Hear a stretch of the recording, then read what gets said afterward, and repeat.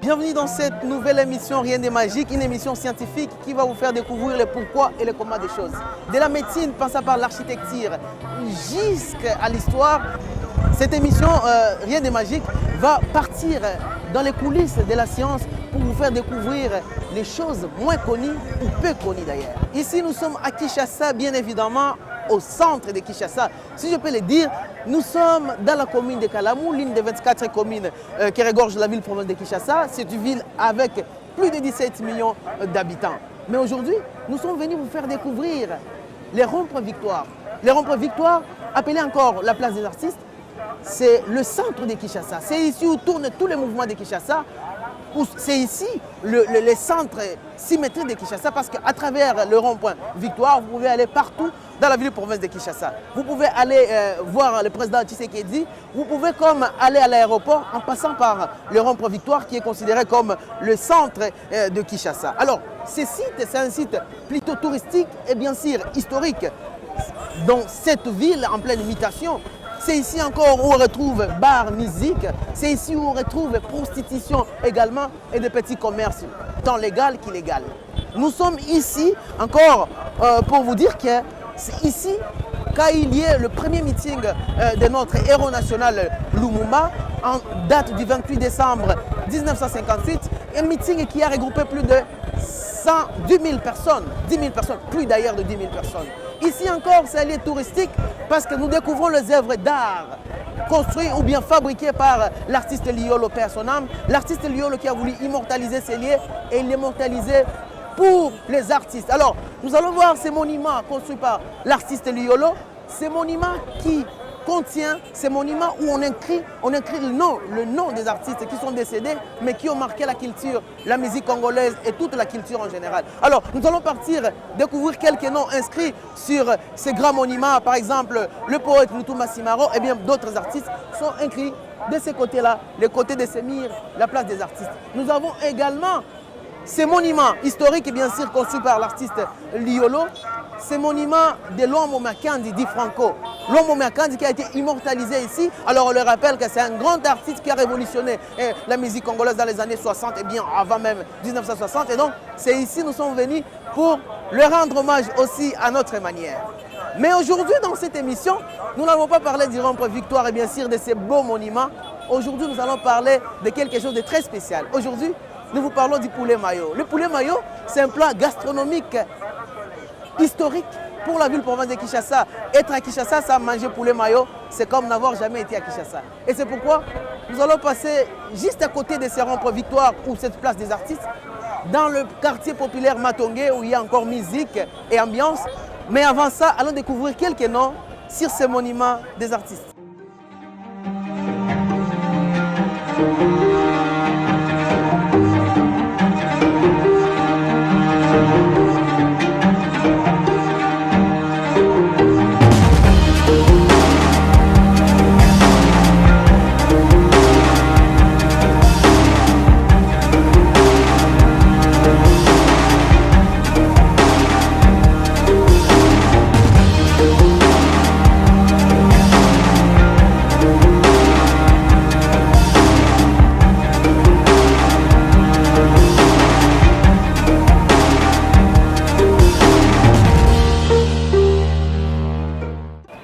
Nous partons à la découverte de ces poulets mayo qu'on vous parlait tout à l'heure.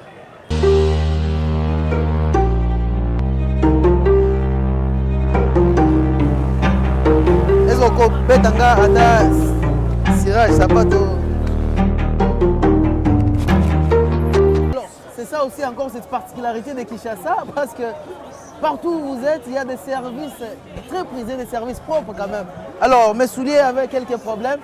Avant de vous faire découvrir le poulet mayo, alors on va d'abord nettoyer ces souliers et puis continuer notre route vers Matongé.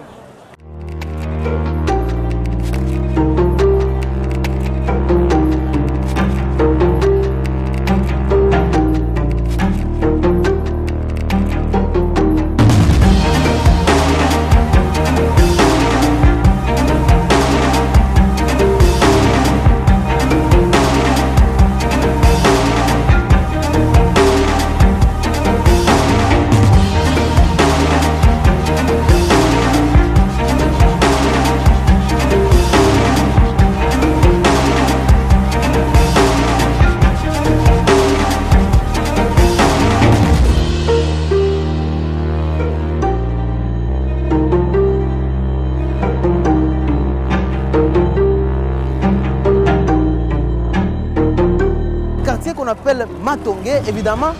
Et c'est tout près là qu'on va voir ces plats de poulet mayo que nous vous disons que nous allons vous faire découvrir aujourd'hui en direct de Kinshasa. Alors, on y va.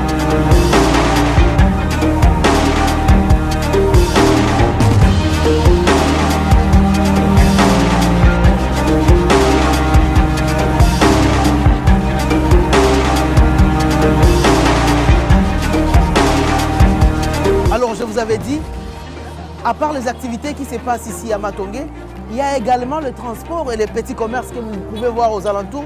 Et donc, il y a les commerces, les petits commerces qui se passent ici au centre de Kinshasa, précisément à Victoire, c'est-à-dire dans cette avenue de l'université. Mais à part ça, il y a aussi l'ambiance. Alors, on s'approche tout près de l'ambiance et c'est là où on mange principalement les plats du jour, le poulet mayo. On y va.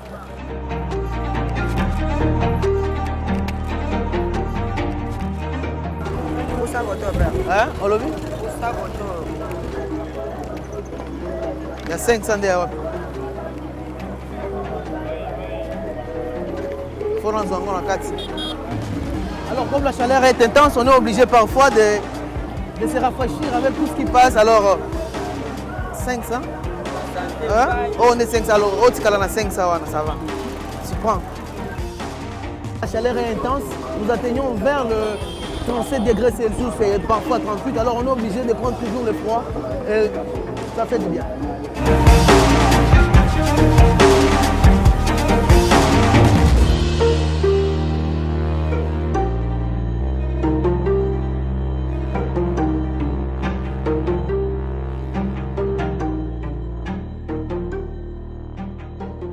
Un chef, un spécialiste du poulet mayo, nous a fait un rendez-vous et nous partons les voir. Les chefs de caisse.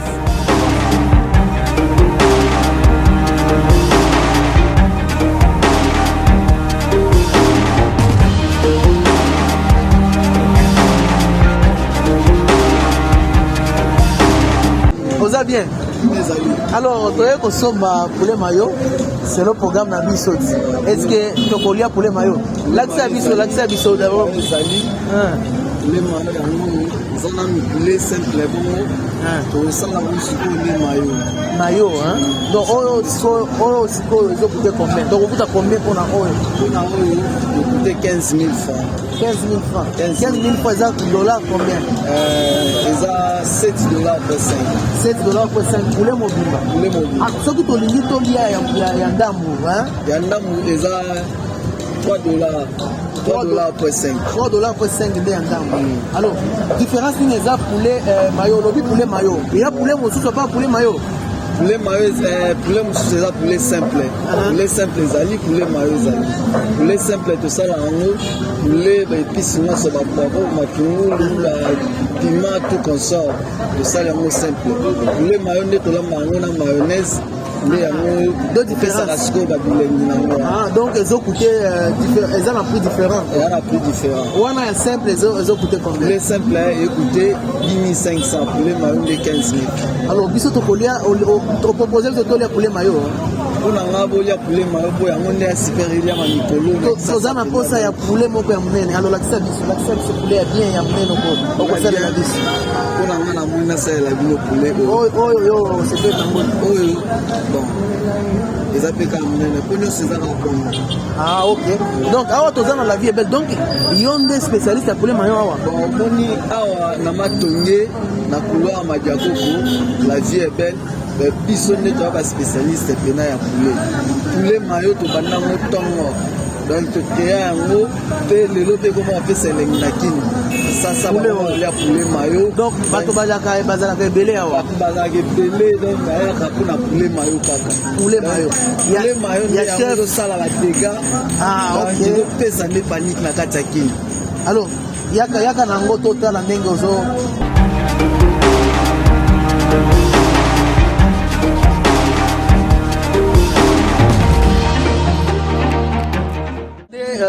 place osalaka awa tobenga yango abattoir. awa nde eza abattoir Abattoir esika tokataka opermettre ngai nakota na abattoir na yo quand même.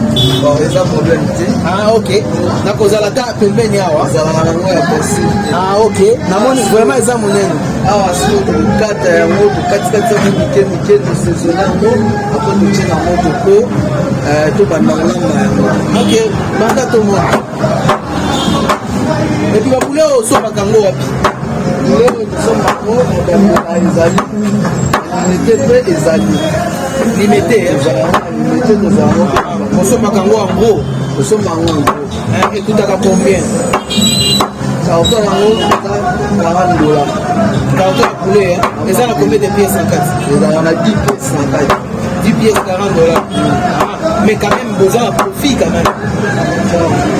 toza na profit ya moke tolanda wana po tozalaka mpe na dépense ebele aponi baépice tout consort baprix nyonso wana edepanaka na kati. bato ebele balobaka ke bayebi te kosala yango parce que bato baliaka yango mingimingi na baterrasse mais na ndako eza rare. bino nde boza na secret kaka bobombaka yango secret ya poulet oyo eza sécurité moko boye eza mpena sécurité mais po motani yango bien na ndako mpe bakoliala bango po na ndako nde siko bamama bayebaka bien kosala ngo te ata zwi yango asala ndeni awakoma te te lisusu omoni esengaka fo baya sombi bakeliala bango ndako. alors après awa après kokata nini nde étape nini elandi après kokata so na sisi kokata awa esengaka na episi yango sikoyo. ok, baépice nini mingi ozo utiliser nini? nautilisaka nasala yango ensemble episi. omélangeaka baépice nyonso. Ok, par exemple bapoivron banini bapoivron eyaka nsima tozala natie mungu bakibe konsora bongo ita bapoivron eyaka nsima na baloli yango boye vinaigre ok kesiko na moto. donc après vinaigre na nani wana otie na moto. donc après nini tokomona étape ya étape mosusu wana ya na moto awacha moto na kolamba yango.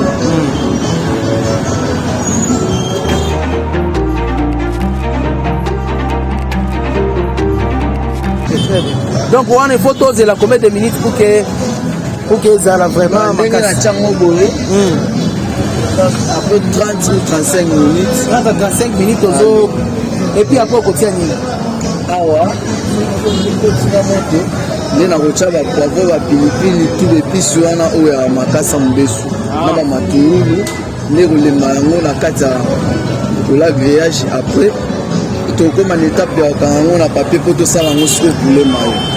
maintenant mayo okotia yango après papier après soki yango ebeli nde na olongola après na papier nde na osala yango na siko depuis période nini ozosala mosala awa en tout cas depuis tokoloba depuis 95 na oyo awa kaka depuis 95 oza donc 26 ans déjà ozosala la vie est belle depuis wana donc existaka kaka.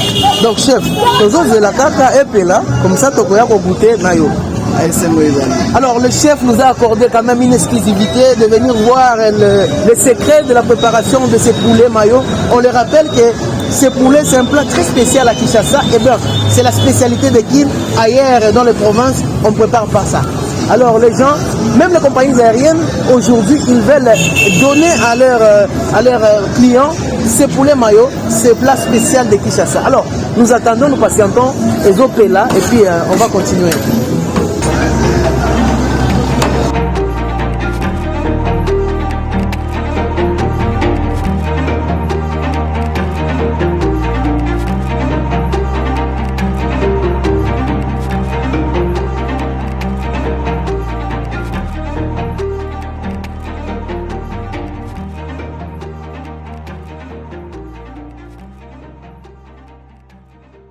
Chef, omeli boye po nini?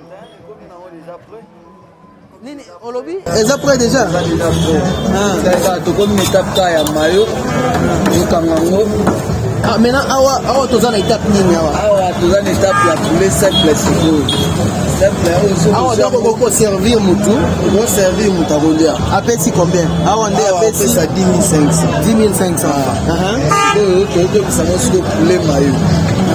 Ok, comme poulet mayo. Donc yango fo tokanga ngo na papier tosali yango mayo tozongisa chauffe sundamu apres bato baolia. Tozotala yo chef.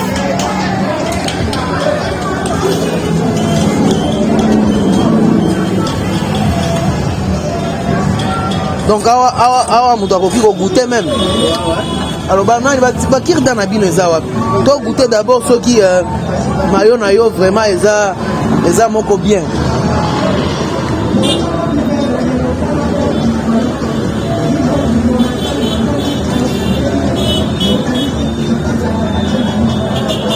Oui, je sens que ça va. L'assaisonnement était meilleur. Hein? Donc, il y a un spécialiste ma casse. Donc, ceux qui nous ont appelé à la poste pour les maillots. Référence César Rara, vouloir Madiako que la vie est belle. Namatoni. Mais soyez au Uta, Kisasa Mobimba, au Congo, Api, au Uterwa, soyez na Kisasa. Na couloir Madiako que Namatoni, pour les maillots, la vie est belle. Néolia, super goût, l'eau que de la bien, au Pinada, pas comme en tout cas, on en dit. Alors, tout le monde est comme un pour les maillots.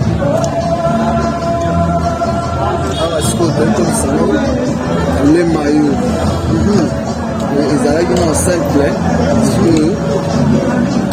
ezalaki simple awa mene ekomi sikoyo ekomi maillot. Ah, ok. Oh, eza nini? Vinaigre. Ah, obakisi encore vinaigre. Vinaigre po ça susu. Ah, ok. Keleke bali. Ah, on est au coma maillot. C'est pourquoi on va faire un poulet maillot. Ah, ok, ça c'est très important, c'est très intéressant. Ah, chef, nous avons déjà salivé déjà pour. Hein? Ben, on a ces cas, message pas à la Congo. Ceux qui ont un poste au lit pour les maillots, il y a la vie est belle. Est-ce qu'il faut donc ça encore la moto?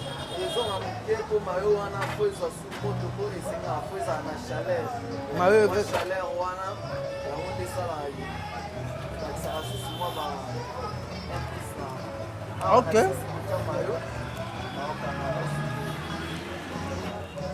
Donc, tous les temps, mon dame.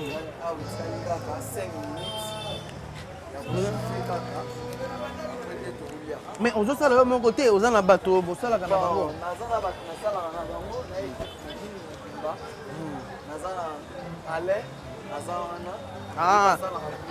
Ah, fort.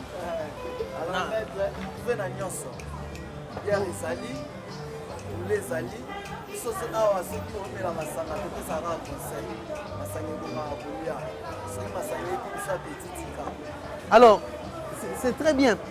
Il nous disait tout à l'heure que pour boire l'alcool, il faut en tout cas vous servir de ces beaux poulets maillots. Donc, ça toujours conseil, il donne toujours des conseils de manger et puis de boire aussi.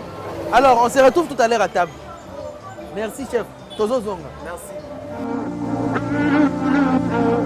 Alors, j'ai trop faim et maintenant, je vais partir découvrir ces poulets maillots. On me signale qu'il est prêt. Alors, suivez-moi. On part le chercher. Signal que c'est prêt. Hein? Ouais, c'est prêt déjà. Alors, c'est comme ça que vous mettez. Ah, ok. Et puis, Nini, Kwanga pe. Alors, on les rappelle que le Kwanga, c'est comme le foufou. Hein?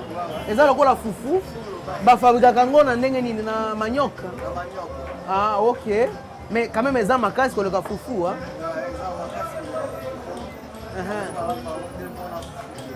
Ah, ok.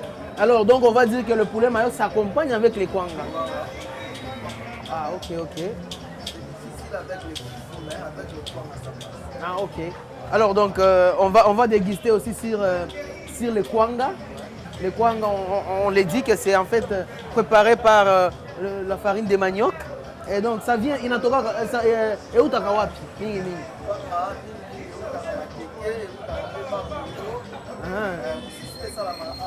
Yo sepelaka na kwanga utaka wapi? Ya bateke za makasi. Ah ok, oyo pe eza ya bateke.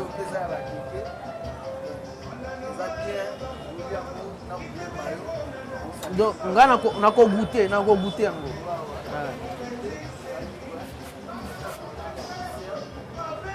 Ah, olobi nini wana? Ah ok. Olobi oyo eza pilipili à poussière, hein? Ah, donc eza piment, vous mélangez avec le sel. Ah ok, ok. Alors ça c'est le piment accompagné du sel. On mélange ça, c'est en poudre et puis on va nous faire découvrir enfin le plat recherché. Au servekango bongo kaka.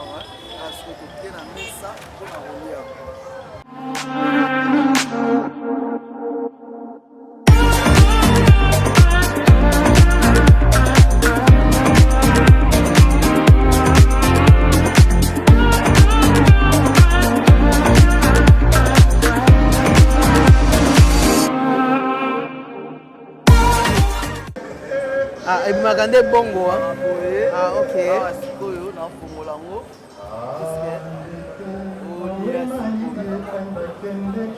Mais yo au conseiller biso to melango na masanga.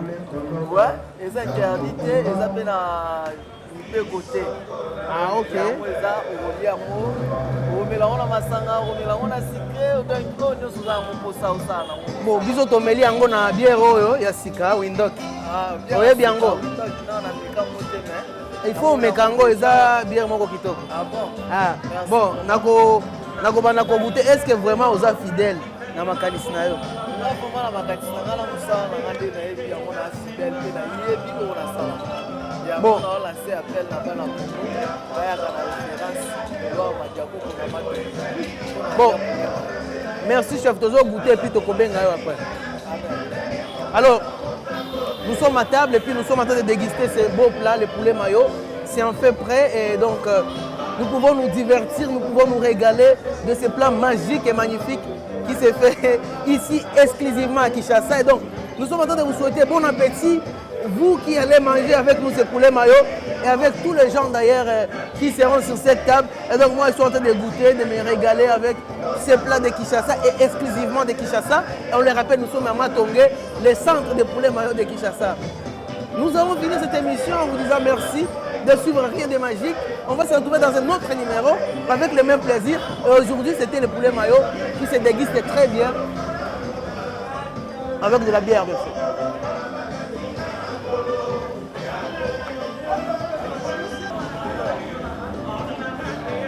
Alors, nous remercions toute l'équipe technique d'ailleurs qui nous a accompagnés dans la réalisation de cette émission, le premier numéro en tout cas de Rien de Magique de votre télévision. Nous remercions tous les figurants de cette émission, nous remercions à cet espace La Vie est Belle qui nous a accueillis ici à Kinshasa, sur ces boulevards, sur ces régales, sur ces plats gastronomiques spéciaux pour la République démocratique du Congo.